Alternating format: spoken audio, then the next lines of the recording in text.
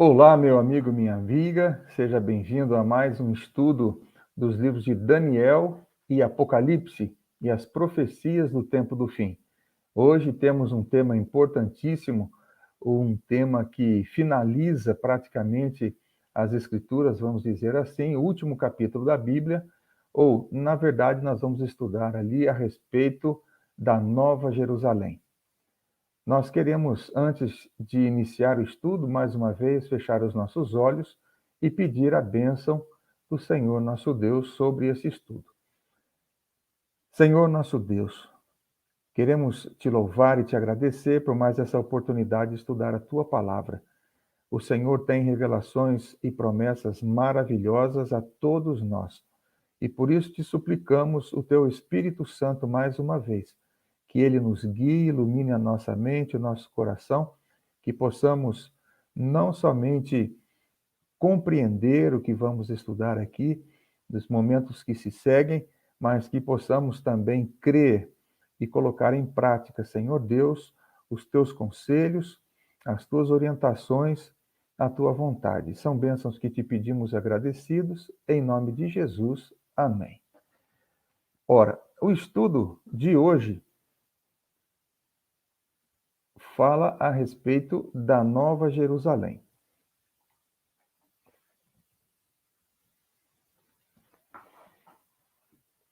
Ora, Salmo 135 e o verso 21 fala a respeito da Jerusalém terrestre. Está escrito: Desde Sião, bendito seja o Senhor que habita em Jerusalém.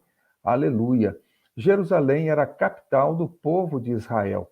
Em Jerusalém ficava o templo, mais conhecido como Templo de Salomão, e mais tarde o Templo de Zorobabel, que foi reformado por Herodes. Já falamos sobre esse assunto quando estudamos sobre o santuário celestial e o santuário terrestre. Mas Deus habitava em Jerusalém. No deserto, Deus ordenou a Moisés: E vocês me farão um santuário, para que eu possa habitar no meio de vocês, ou entre vocês. Deus, ele se manifestava de forma sobrenatural ali entre os dois querubins no Shekinah. Por isso é que o salmista diz que Deus habitava em Jerusalém. Na grande verdade é que Jerusalém realmente foi o centro da pregação do evangelho por muitos séculos.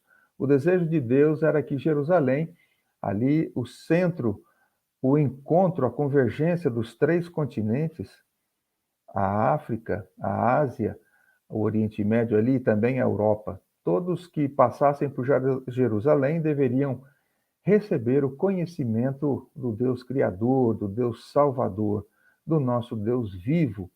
E Jerusalém significa cidade de paz. Era o desejo de Deus para aquela cidade. Infelizmente, o povo de Deus nunca foi totalmente fiel a Deus. E, através dos séculos, muitas experiências infelizes, até que o Salvador veio. Mas, infelizmente, o povo rejeitou o Salvador e o condenou à morte pela cruz. Jesus, ele amava o povo de Israel e ele fez essa lamentação: Jerusalém, Jerusalém, que matas os profetas e apedrejas os que te foram enviados. Quantas vezes eu quis reunir teus filhos como a galinha junta os do seu próprio ninho debaixo das asas, e vós não o quisestes.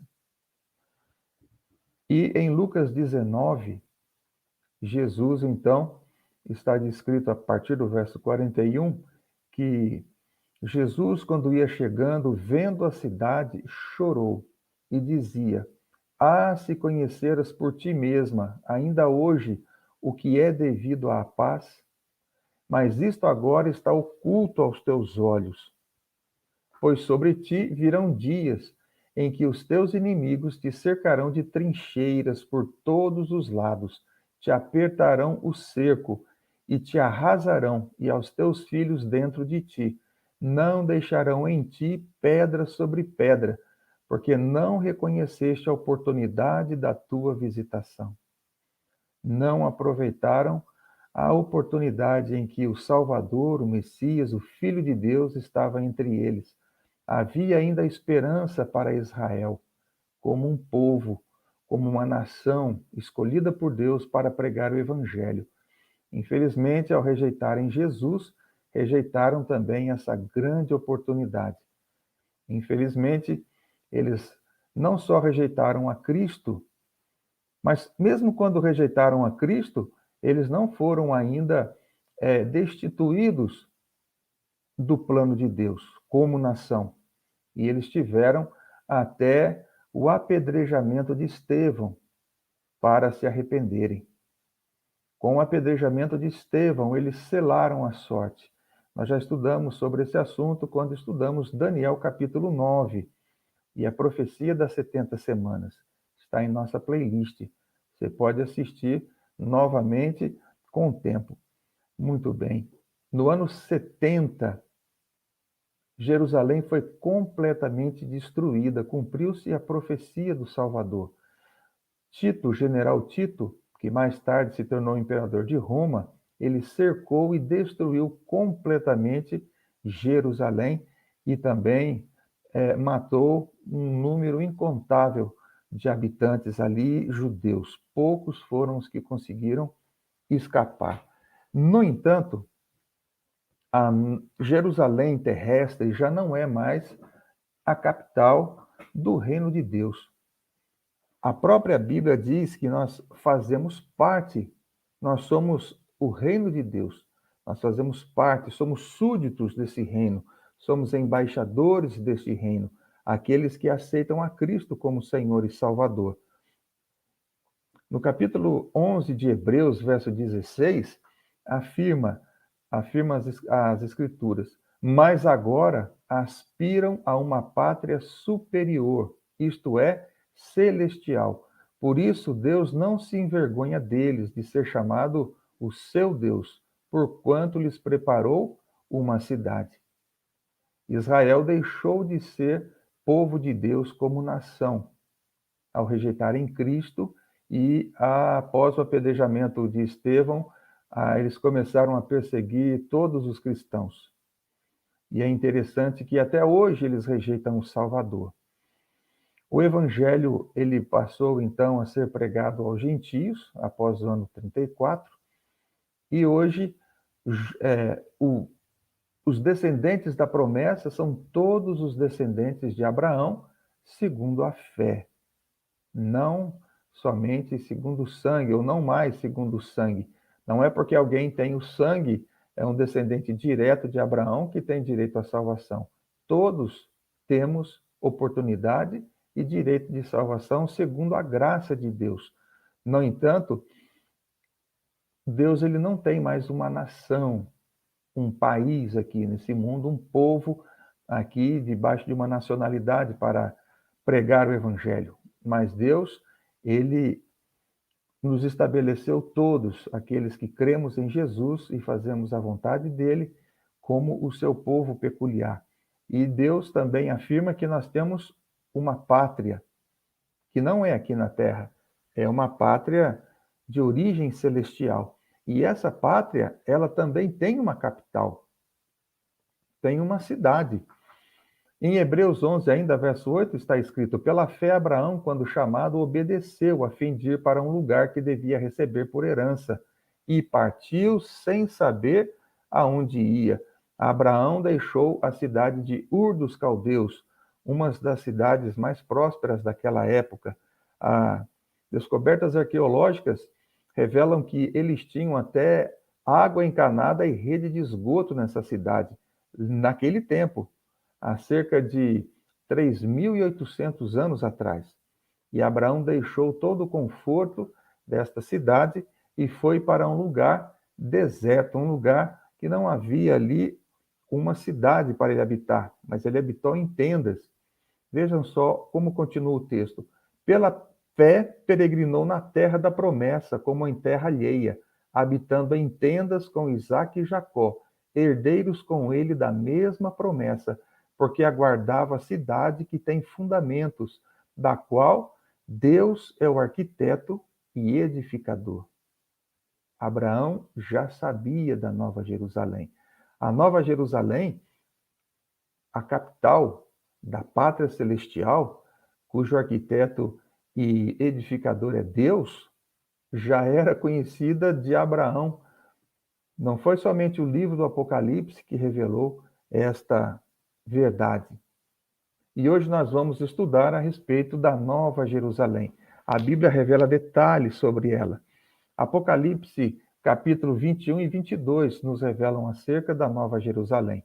João começa o relato dizendo, em Apocalipse 21, verso 1, Vi novo céu e nova terra, pois o primeiro céu e a primeira terra passaram, e o mar já não existe. Nesse verso, vi novo céu. Por que um novo céu? Conforme nós já estudamos anteriormente, e vamos ler daqui a pouquinho, o céu é onde Deus habita, não é verdade? Pai nosso que estás no céu. João, ele diz aqui que viu um novo céu e também uma nova terra. Já vamos explicar sobre o novo céu. Nova terra, pois o primeiro céu e a primeira terra passaram e o mar já não existe. O mar de que João fala aqui era o mar Mediterrâneo.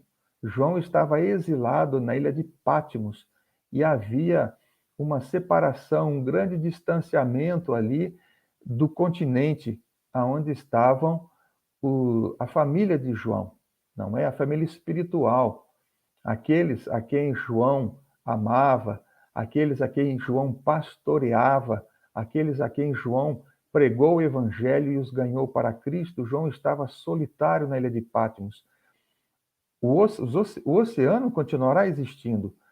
O plano original de Deus, ele foi frustrado apenas temporariamente. Satanás, de maneira alguma, é capaz de frustrar os planos de Deus. E Deus, depois do milênio, vai estabelecer aqui uma terra edênica, muito mais bonita que na criação.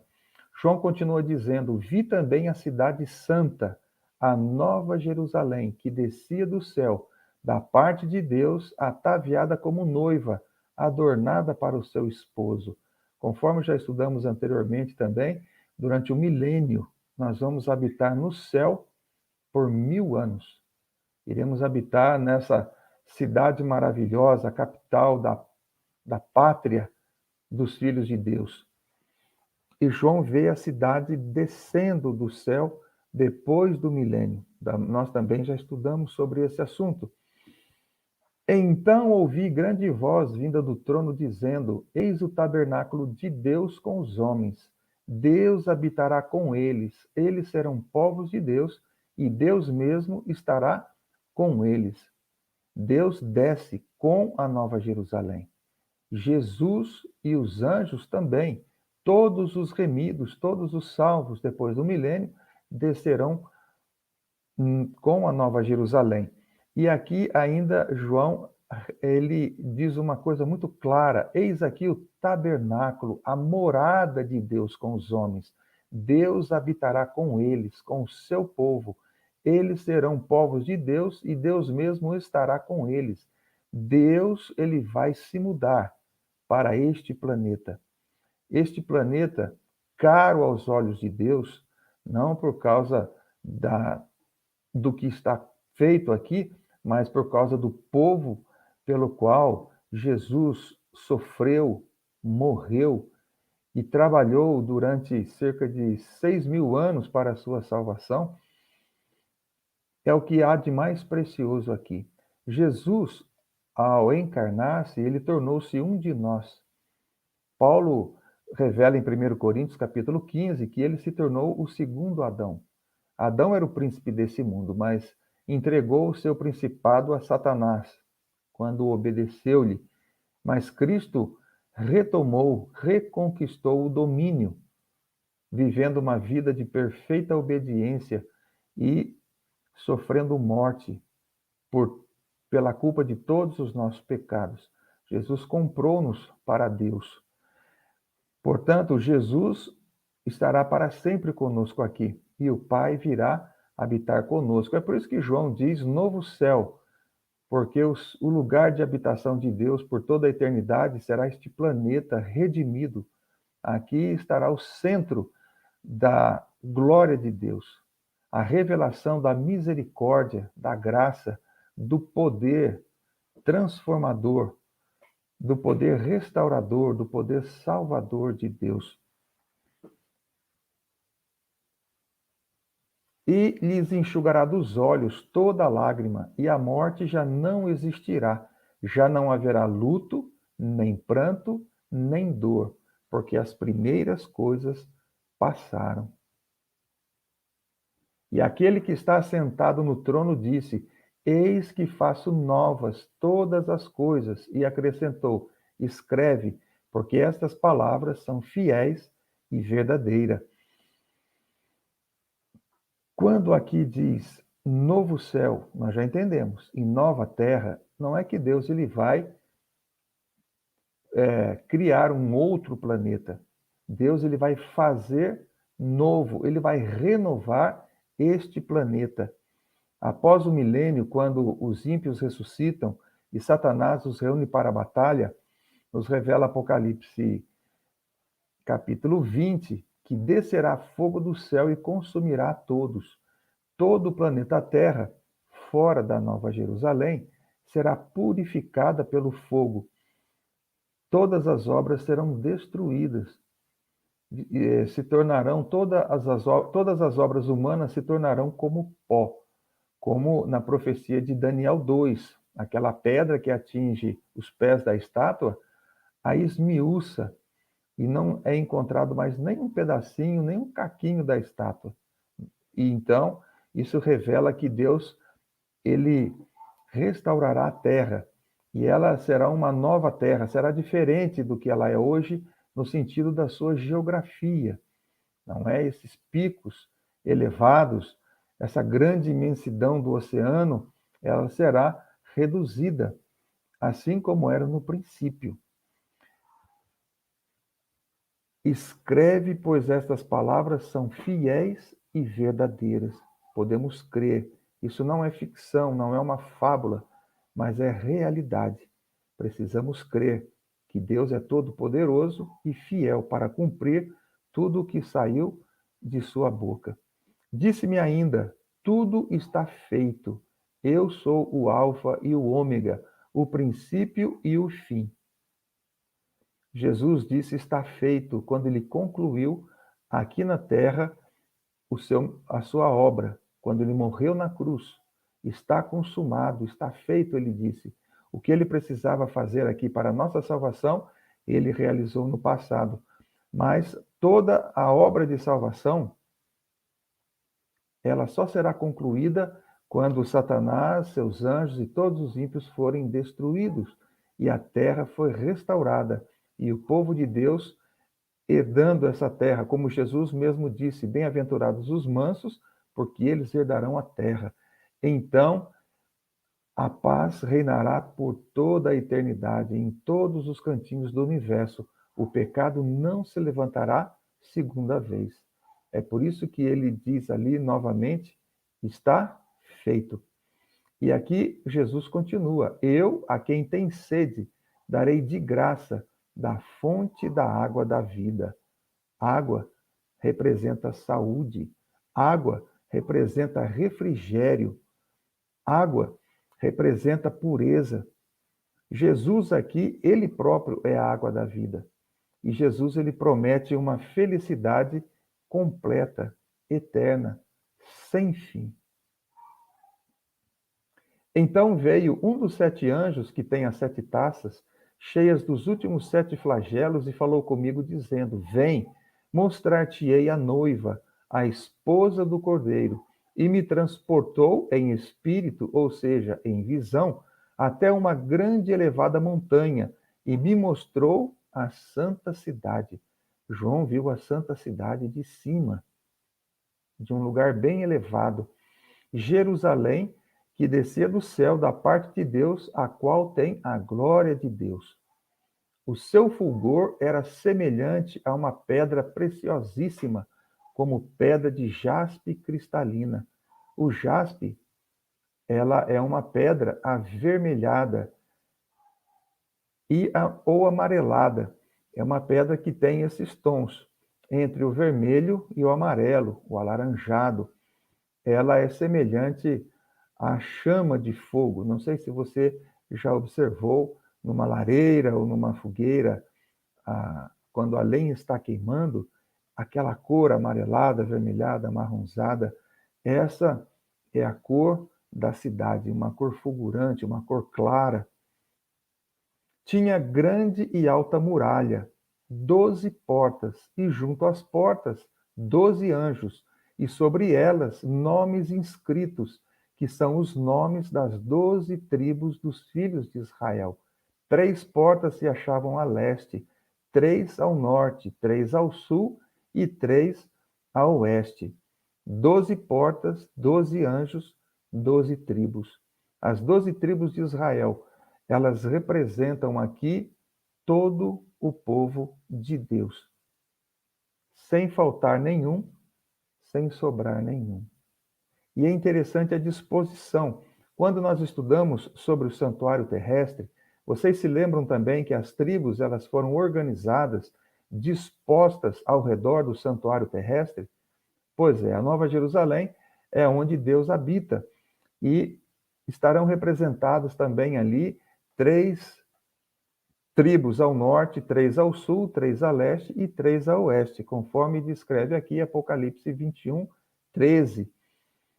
De acordo com Números 2, verso 3 em diante, nós encontramos a leste, em primeiro lugar, a tribo de Judá, que é a tribo da qual teve Jesus como descendente. Jesus é o leão da tribo de Judá. Então, a leste, certamente na Nova Jerusalém, estarão os nomes de Judá, Issacar e Zebulon. Ao norte, Dan, Azer e Naftali. Ao sul, Ruben, Simeão e Gade. E ao oeste, Efraim, Manassés e Benjamim. A santa cidade, mais uma vez, comprovando que o santuário terrestre era uma miniatura, uma representação em figura das coisas celestiais.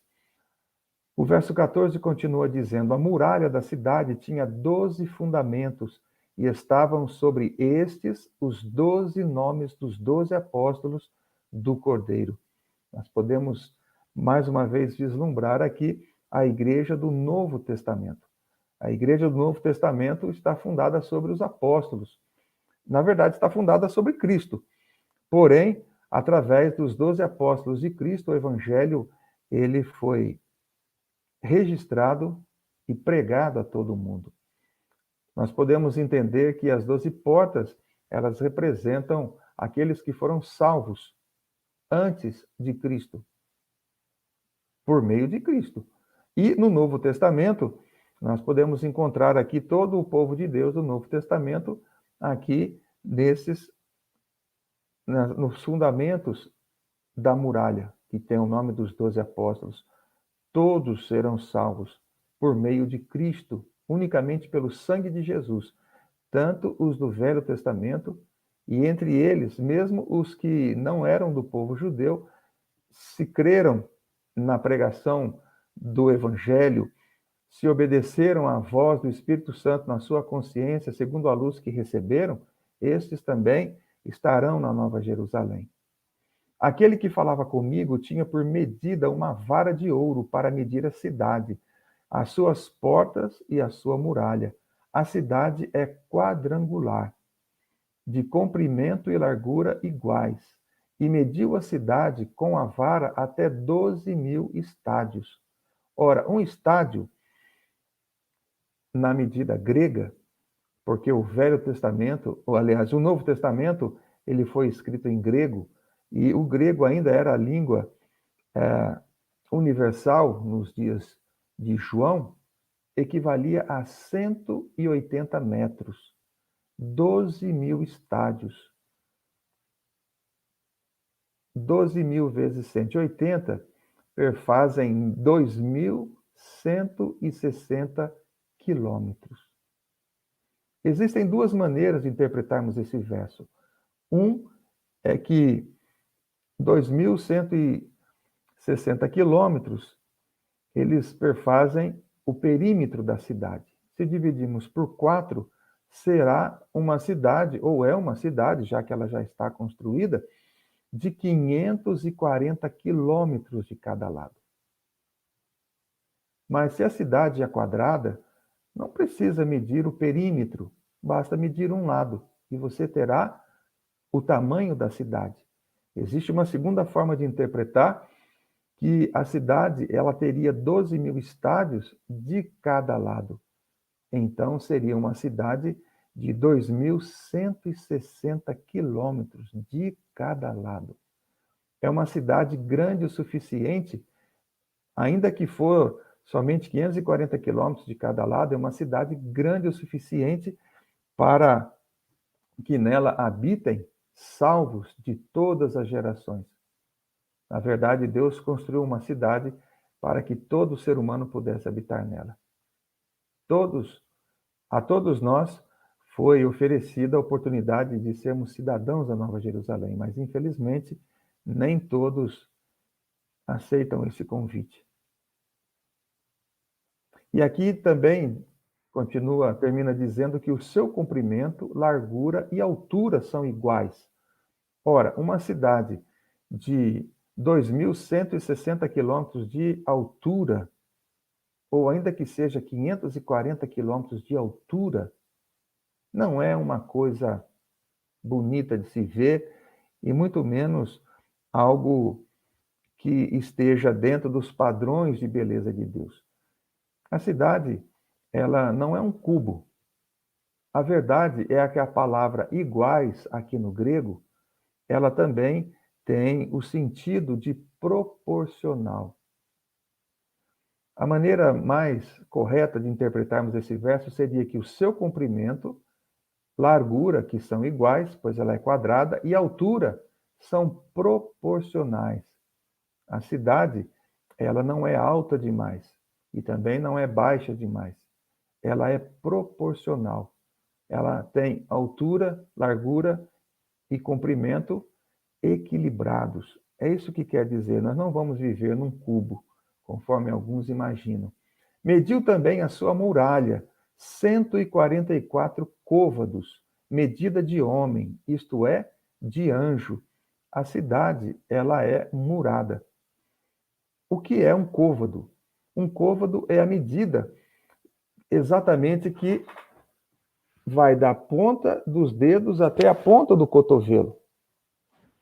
Hoje nós usamos o metro, mas nos dias bíblicos eles usavam o palmo, o passo e o côvado. E o côvado era a medida mais comum. O côvado equivale, dependendo da nação, ele variava, mas variava entre 44, 45 a 44 centímetros. Vamos aqui arredondar para 50 centímetros. 144 côvados seria algo em torno de 72 metros. 72 metros de altura. É algo muito alto, não é? É cerca de 25 andares, um prédio de 25 andares. Mas veja só, aqui não diz côvado de homem, mas diz côvado de anjo. Os anjos, eles são muito mais altos do que nós. Portanto, a cidade, ela tem mais de 25 andares de altura. E essa muralha, certamente, ela também é equilibrada, é proporcional. A largura da muralha também deve ser extensa, a ponto de os salvos poderem estar sobre a muralha, ao contemplar ali o cerco da cidade, por ocasião da ressurreição dos ímpios, não é? E Satanás sendo solto da sua prisão. Mas, de qualquer forma, é uma cidade muito maravilhosa, é uma cidade de grande esplendor. A estrutura da muralha é de jaspe. Também a cidade é de ouro puro, semelhante a vidro límpido. Os fundamentos da muralha da cidade estão adornados de toda espécie de pedras preciosas. todo tipo de cor.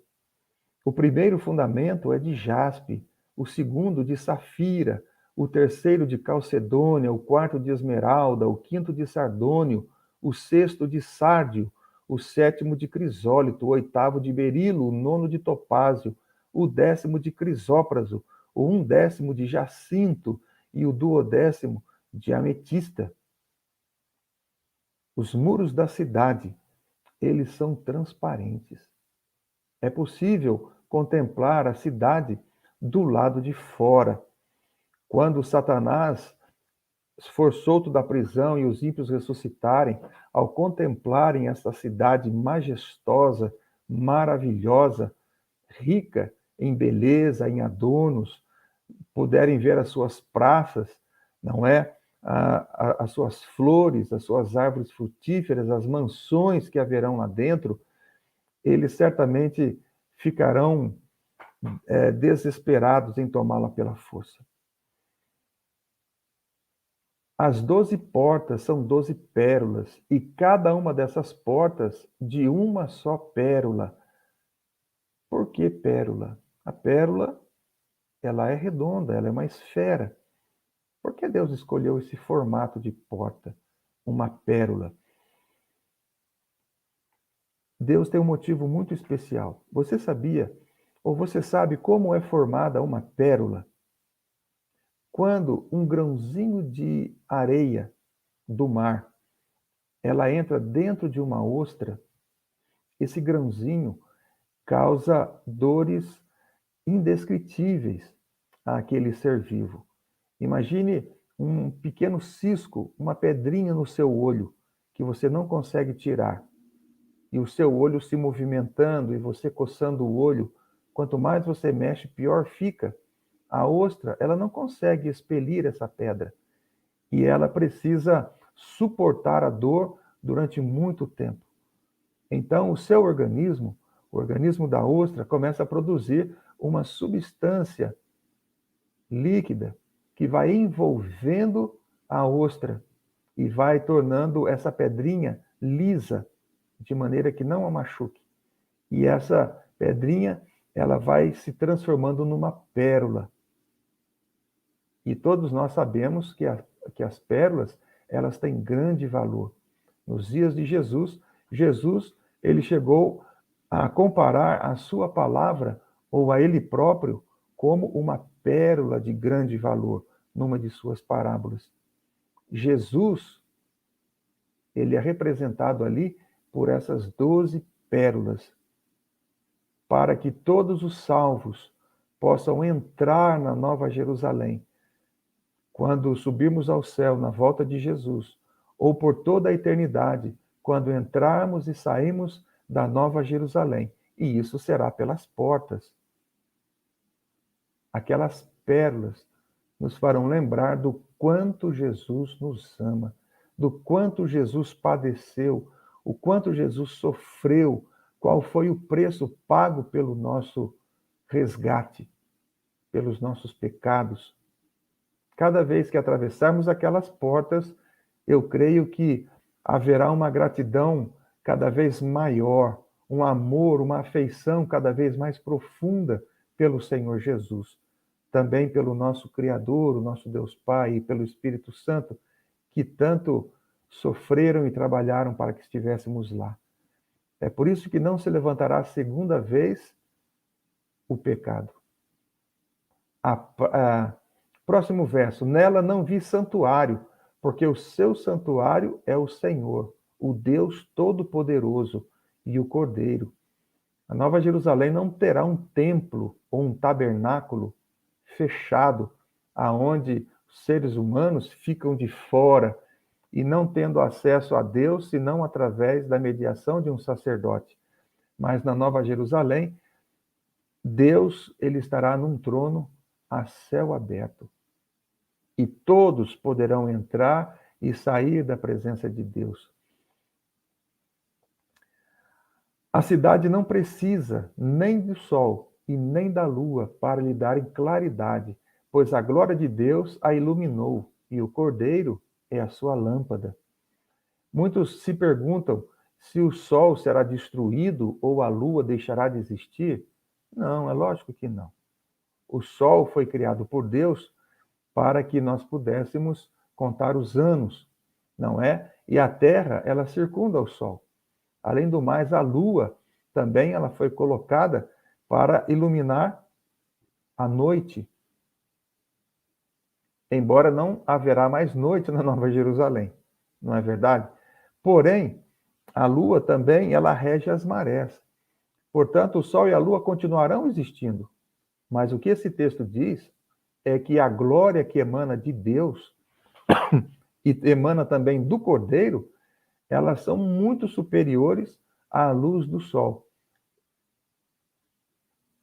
Aqui continua dizendo que as nações andarão mediante a sua luz, e os reis da terra lhe trazem a sua glória. Haverão reis na nova terra, na nova Jerusalém? Sim, haverão reis. Você há de se lembrar em Apocalipse, no capítulo 5, quando estudamos ali sobre o trono de Deus e o selo, nós encontramos no verso 9 e 10 o seguinte texto: cantavam um novo cântico, dizendo: digno és de tomar o livro e de abrir os seus selos, porque foste morto, e com o teu sangue compraste para Deus homens de toda nação, tribo, língua, povo e nação, e para nosso Deus os fizeste reis e sacerdotes, e reinarão sobre a terra. Na eternidade seremos todos co-herdeiros de Cristo. Todos seremos reis. Todos seremos súditos de Cristo, mas todos nós seremos reis. Teremos todo o respeito, amor por aqueles que nos cercam, porque não haverá ali quem seja de uma classe superior ou uma classe inferior. No novo céu e na nova terra não haverão ali reis e súditos, mas todos seremos reis. E reinaremos com Cristo por toda a eternidade. Que privilégio! Pecadores que levaram o Filho de Deus a derramar seu sangue, a vir a esse mundo para morrer por causa dos nossos pecados, elevados ao status de reis e rainhas. Que maravilhosa é a graça do nosso Deus. As suas portas nunca jamais se fecharão de dia, porque nela não haverá noite. Aqui não diz que não haverá noite no planeta Terra, aqui diz que não haverá noite na Nova Jerusalém. E a cidade, as portas da cidade, das cidades muradas nos tempos bíblicos do Velho Testamento e até mesmo do Novo Testamento, ali Jerusalém, quando foi destruída, durante o dia as portas ficavam abertas para que as pessoas pudessem ali fazer o seu comércio, trabalhar, viajar, mas durante a noite, quando havia o perigo de feras, o perigo de assaltantes, de inimigos, de exércitos, esta cidade, essas portas eram trancadas durante a noite. E haviam vigias nas muralhas. Mas na Nova Jerusalém, que realmente será uma cidade de paz, nunca mais haverá temor, nunca mais haverá medo. Será uma cidade segura.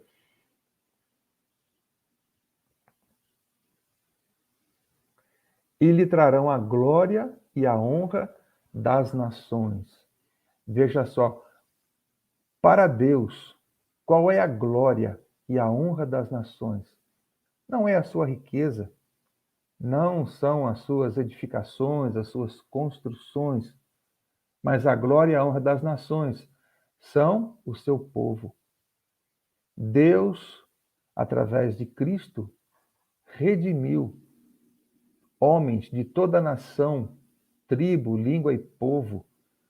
São os redimidos, os restaurados no caráter, à imagem e semelhança do Criador, aqueles que abandonaram o pecado, que deixaram as transgressões, aqueles que amaram verdadeiramente a Deus e fizeram e farão por toda a eternidade a sua vontade, se regozijarão, se alegrarão na vontade do Senhor. Esta é a glória de Deus. São as pessoas das nações, e não as nações, ou seja, os países em si, as suas conquistas ou as suas vitórias ou riqueza que vai ser levado a Deus, mas são as pessoas de caráter restaurado.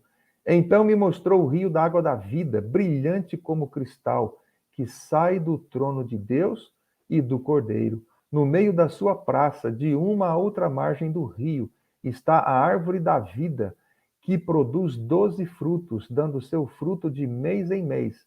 E as folhas da árvore são para a cura dos povos. Esse verso também produz certa dúvida naqueles que o leem. A árvore da vida, ela é tão grande que uma parte do tronco está de um lado da margem do rio e a outra parte do tronco, ela está do outro lado do rio da vida. Essas duas partes se unem no centro e depois os seus ramos se espalham por toda a praça que está diante do trono de Deus. A árvore da vida é aquela árvore que Deus havia colocado no jardim do Éden, por ocasião da criação de Adão e Eva. E a árvore da vida, todo aquele que comesse do fruto da árvore da vida, teria vida eterna. Essa árvore da vida, ela foi transplantada para a Nova Jerusalém. E nós participaremos, depois de um culto especial, pregado por Cristo, certamente, e todos nós vamos participar, porque teremos vida eterna. E a vida eterna nós não a teremos por direito nosso, porque somos pecadores. O único direito que nós temos é a morte, e a morte eterna. Porém, a vida eterna é um dom gratuito de Deus em Cristo Jesus. E nós todos participaremos juntos desse culto e dessa ceia especial. Muitas vezes, quando lemos, dá a impressão que essa árvore, ela produz 12 frutos diferentes, mas isso não é verdade. Essa árvore, ela produz o fruto de mês em mês. Ou seja, a maioria das árvores que nós conhecemos, ela dá fruto apenas uma vez no ano, não é verdade? Algumas hoje, como árvores, árvores, existem algumas árvores que elas dão mais de uma vez no ano, mas aí já não é árvore de semente, não é mais árvore de enxerto. Mas a árvore da vida na Nova Jerusalém, ela vai produzir todos os meses o mesmo fruto. E serão para a cura dos povos. Interessante, não é? Será que haverá doentes na nova terra? Lógico que não. Você sabia que nós vamos envelhecer na nova terra? Só que nós vamos envelhecer apenas um mês. Nós vamos envelhecer por 30 dias. Quanto de diferença você vê em você ou em qualquer pessoa depois de um mês? Praticamente nenhuma. Mas o que acontecerá é que mês a mês seremos restaurados à perfeição física novamente. Adão e Eva, que eles comeram da árvore da vida, seus descendentes imediatos que não participaram da árvore da vida, eles viveram mais de 900 anos. Mas morreram. Na Nova Jerusalém, nós iremos envelhecer, entre aspas, eu estou falando aqui entre aspas, nós vamos envelhecer apenas um mês.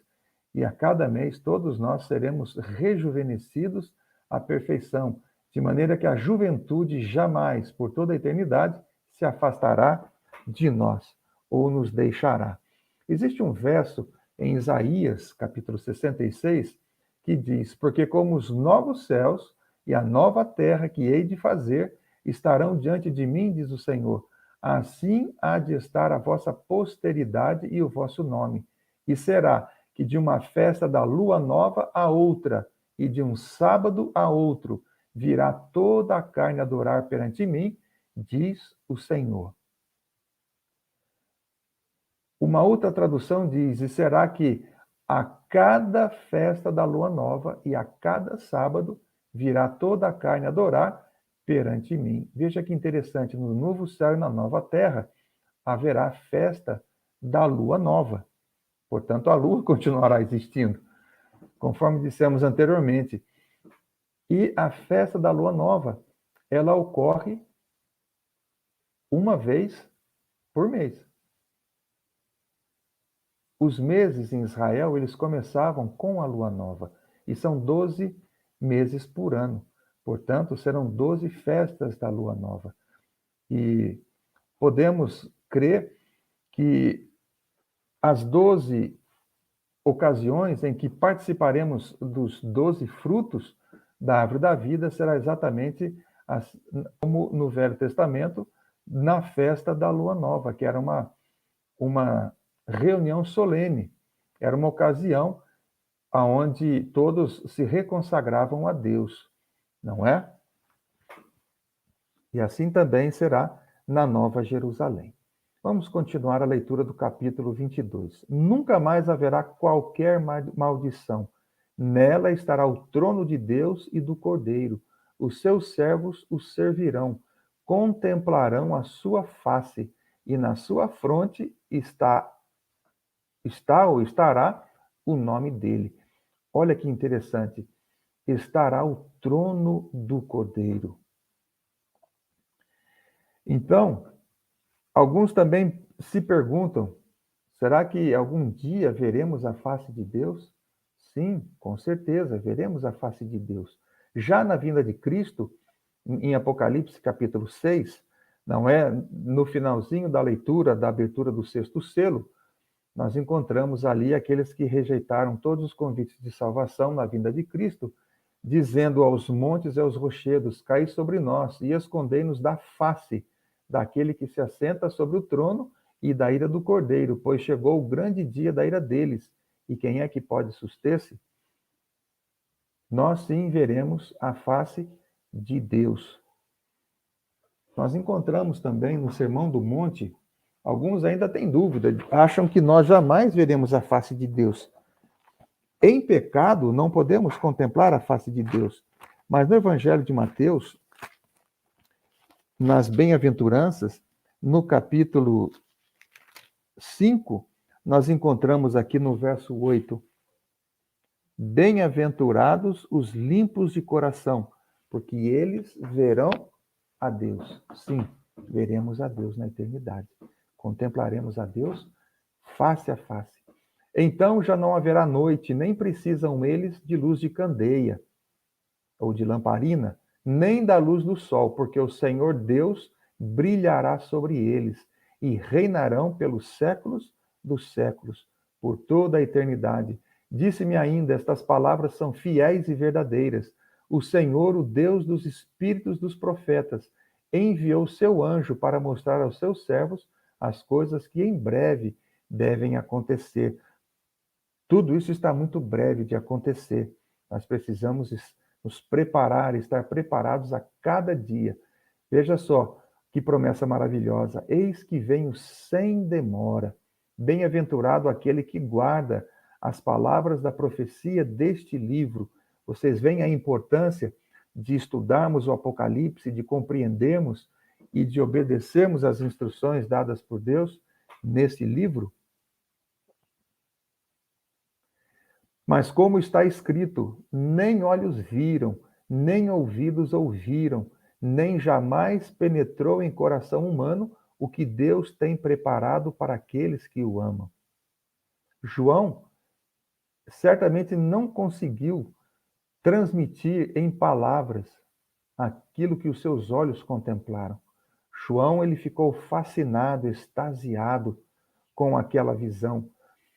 É impossível imaginarmos a beleza, a majestade, a glória do que Deus tem preparado para nós. João, ele ficou tão extasiado com a visão que ele até perdeu um pouco da razão. Veja só o que aconteceu. Eu, João, sou aquele que ouviu e viu estas coisas, e quando as ouvi e vi, prostrei-me ante os pés do anjo que me mostrou essas coisas para adorá-lo.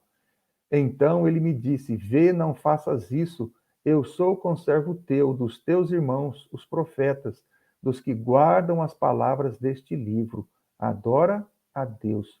João sabe que um anjo não podia ser adorado, mas ali ele ficou tão vislumbrado com aquela visão.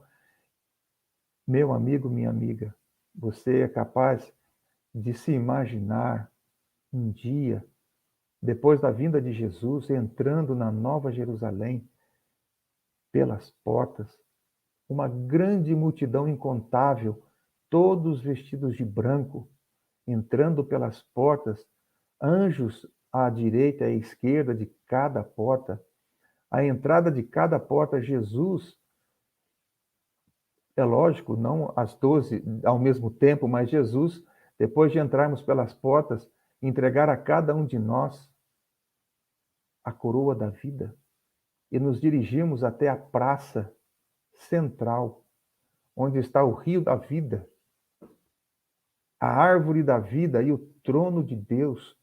Contemplaremos Deus face a face, nos prostraremos diante dele, ao atravessarmos a cidade para chegarmos até o centro onde está o trono de Deus, contemplarmos as praças, as ruas, as casas. Você é capaz de se imaginar? Essa promessa é para mim e para você. Todo aquele que for até Cristo, todo aquele que aceitar a Cristo, não só como Salvador, mas como Senhor, fazer a vontade dele revelada nas Escrituras, conforme temos aprendido aqui nesse livro, teremos esta oportunidade. Precisamos abraçar essa oportunidade com todas as forças.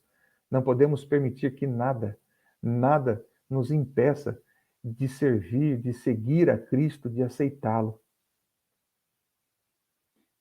O verso 10 continua dizendo: Não celes as palavras da profecia deste livro, porque o tempo está próximo. Mais uma vez, o tempo está próximo, venho sem demora. Não podemos perder tempo, não podemos desperdiçar o nosso tempo com aquilo que não edifica, com aquilo que não nos prepara para o céu. Nós temos pouco tempo de preparo, pouco tempo para pregar o evangelho às pessoas que nos cercam, às pessoas que amamos, os nossos amigos e familiares. Está você fazendo bom uso do seu tempo que Deus está te concedendo? Eis que venho sem demora. Mais uma vez, Jesus dizendo: apressa-te, prepara-te, não adie a sua decisão, não adie a sua consagração. E comigo está o galardão que tenho para retribuir a cada um segundo as suas obras. Eu sou o Alfa e o Ômega, o primeiro e o último, o princípio e o fim. Jesus é Deus eterno. Eu, Jesus, enviei o meu anjo para vos testificar estas coisas às igrejas. Eu sou a raiz e a geração de Davi, a brilhante estrela da manhã. Não é um anjo que nos diz essas coisas. É o próprio Senhor Jesus. O Espírito e a noiva dizem: vem. E aquele que ouve, diga: vem. E aquele que tem sede, venha. E quem quiser, receba de graça da água da vida. Meu amigo, minha amiga, a Nova Jerusalém em Apocalipse, no capítulo 21, é a noiva.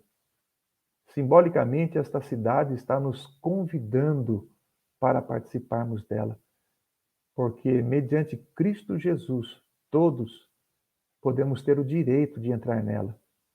O Espírito Santo, que nos convence do pecado, da justiça e do juízo, nos convida a nos prepararmos para entrar nela, porque o preço da passagem, da viagem até lá, da transformação, da glorificação, é de graça. Para mim e para você, não custa nada. Basta exercermos fé, basta decidirmos ao lado de Jesus com arrependimento e confissão, abandonarmos os nossos pecados, vencermos mediante o poder que Deus nos oferece em Cristo e no Espírito Santo. Todos nós temos o direito. Cristo, aliás, nos dá esse direito de entrarmos na cidade pelas portas. É de graça. Eu, a todo aquele que ouve as palavras da profecia deste livro, testifico: se alguém lhes fizer qualquer acréscimo, Deus lhes acrescentará os flagelos escritos nesse livro. E se alguém tirar qualquer coisa das palavras do livro desta profecia, Deus tirará a sua parte da árvore da vida, da cidade santa e das coisas que se acham escritas neste livro. Aquele que dá testemunho destas coisas diz: certamente venho sem demora. Amém. Vem, Senhor Jesus. A graça do Senhor Jesus seja com todos. Nesses dois versos, nós encontramos aqui uma mensagem importante. A primeira mensagem é essa daqui. Nós não podemos acrescentar nada no livro do Apocalipse. Nós não podemos omitir nada do livro do Apocalipse. Senão, nós não teremos parte na árvore da vida, não teremos a glorificação e nem a vida eterna. E por último aqui, Jesus, ele encerra as escrituras com essas palavras: certamente venho sem demora. Jesus está às portas. Nós já estamos vivendo os últimos dias antes da volta de Jesus. Não adie a sua decisão. E, finalmente, os versos que nós não lemos nesses dois capítulos. Quem entrará na santa cidade? Quais são as condições para que possamos habitar e morar com Jesus pela eternidade? As portas serão abertas, a Nova Jerusalém não será uma prisão. As portas nunca se fecharão. Nós poderemos sair da cidade e explorar esse planeta renovado, transformado por Deus. Certamente poderemos também visitar o universo, outras galáxias, outros planetas.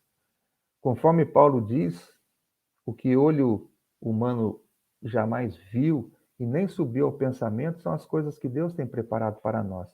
Mas quem entrará na santa cidade? Apocalipse 21:7 diz: o vencedor herdará estas coisas, e eu lhe serei Deus, e ele me será filho. Vencedor de que batalha?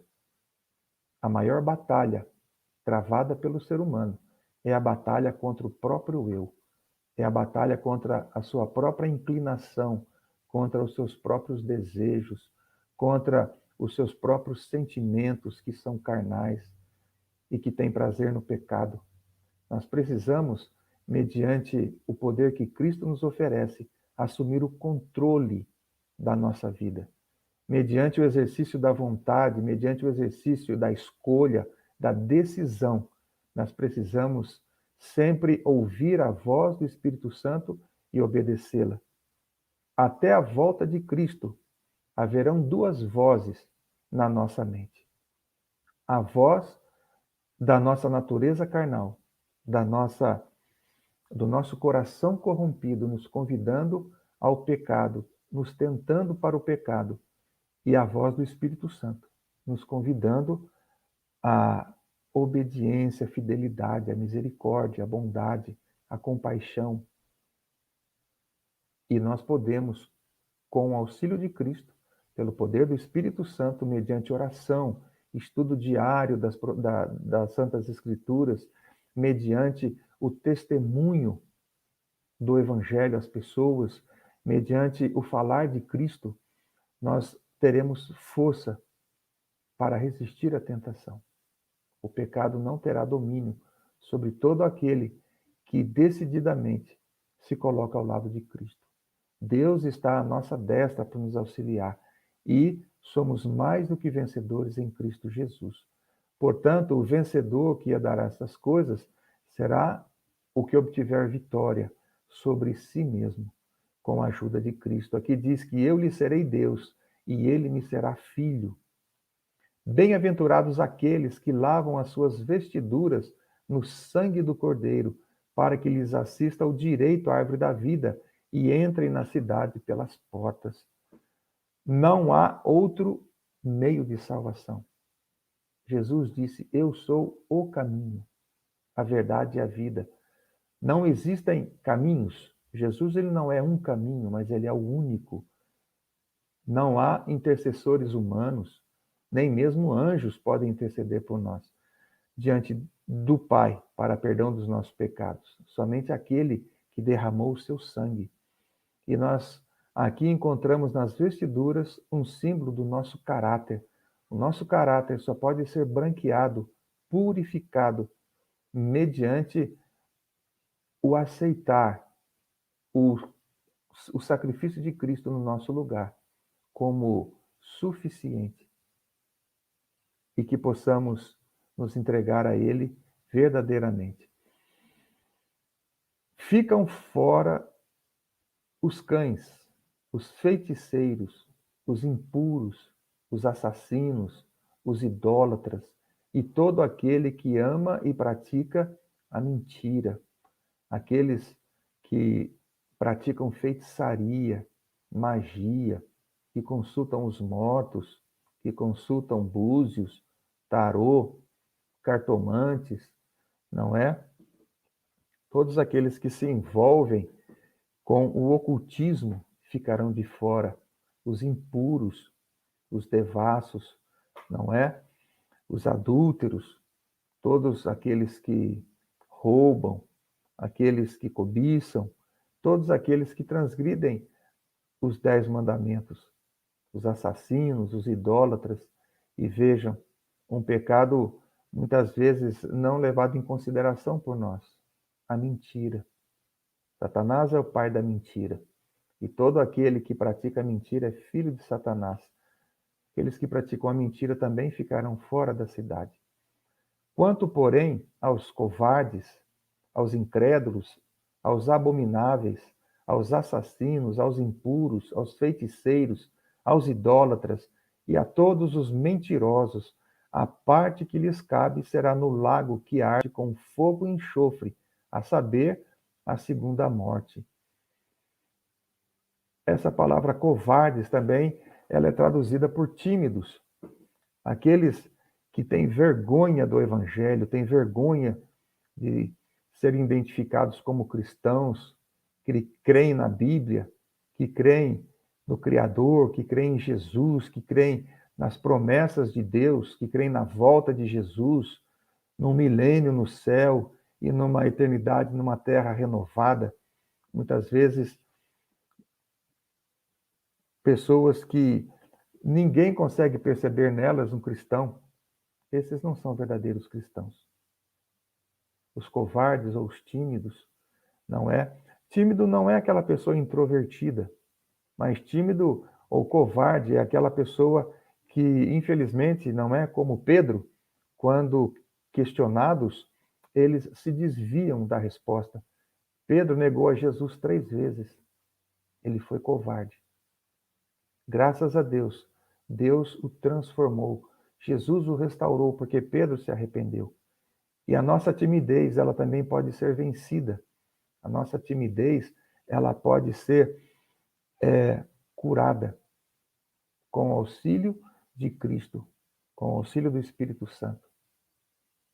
Precisamos pedir a Deus e precisamos começar a falar às pessoas de Jesus.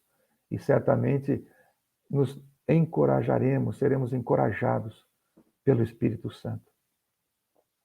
Nela nunca, jamais penetrará coisa alguma contaminada, nem o que pratica abominação e mentira, mais uma vez, mas somente os inscritos no livro da vida do Cordeiro. Todo aquele que se converte a Deus, todo aquele que obedece à voz do Espírito Santo na sua mente, que obedece à verdade que lhe foi revelada, tem o seu nome escrito no livro da vida. Nós já estudamos sobre esse livro quando estudamos o tema do juízo, do julgamento.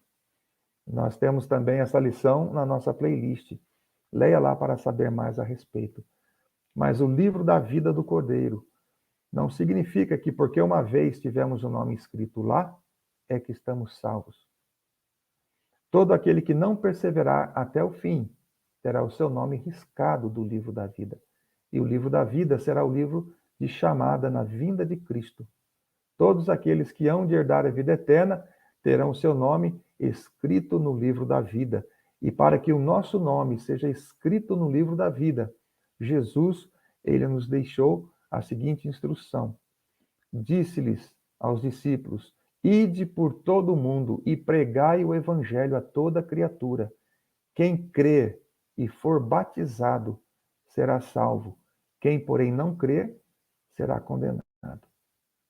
Eu pergunto a você, meu amigo, você já foi batizado da maneira correta, biblicamente correta, que é o batismo por imersão? Você foi batizado crendo nessas verdades que estudamos até agora, nas verdades a respeito do estado dos mortos, da lei de Deus, do quarto mandamento, da volta de Jesus. Se você é que você já foi batizado por imersão, você já cria nessas verdades, conforme estudamos na Bíblia, nesse curso, a respeito do milênio. Não será um milênio de paz na terra, mas a terra ficará desolada e vazia. A respeito da destruição final de Satanás e os ímpios. Você cria nisso quando você foi batizado por imersão? Você cria a respeito do santuário celestial?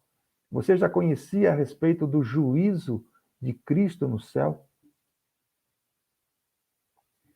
O batismo significa compromisso em aceitar, guardar, praticar e pregar essas verdades. Muitas pessoas se perguntam se é necessário batizar-se de novo, se realmente é bíblico. Será que eu devo me batizar novamente? Será que eu posso me batizar? Nós vamos estudar sobre esse tema e você poderá tirar suas dúvidas. Mas uma coisa é certa: aquele que crer e for batizado será salvo e terá direito a entrar na cidade santa, se perseverar até o fim. Eu convido você a meditar nesse aspecto. Se você já é batizado no Senhor, crendo nessas doutrinas que estamos aprendendo, nós precisamos nos reconsagrar, nós precisamos renovar os nossos votos de fidelidade e de serviço e consagração a Deus todos os dias. Precisamos andar nos caminhos do Senhor, de dia e de noite, cumprindo toda a vontade de Deus. Tenho certeza que a sua resposta é um sim. Por isso eu quero orar com você nesse momento. Senhor, nosso Deus e Pai, estamos já quase às portas da Nova Jerusalém. O tempo está se findando. Em breve o Senhor Jesus, todos os seus anjos, retornarão a este planeta para libertar e conceder vida eterna, glorificar a todos aqueles que se preparam dia a dia para este dia. E pedimos, Senhor Deus, que o Senhor seja com todos nós, que o Senhor seja com aqueles que estão estudando a Bíblia nesse curso também, que o Senhor possa fortalecer a todos, que todos possamos cumprir aquilo que nos falta, Senhor Deus, que possamos deixar o pecado e cumprir todo o dever, que possamos cumprir todas as condições com o teu auxílio, para que estejamos prontos a cada dia para a tua vinda e para o teu reino. Ajuda-nos a continuar, ainda não encerramos esse curso do Apocalipse, faltam poucas lições, mas que possamos perseverar até o fim. São bênçãos que te pedimos agradecidos, em nome de Jesus, amém. Meu amigo, que Deus te abençoe e até o nosso próximo estudo.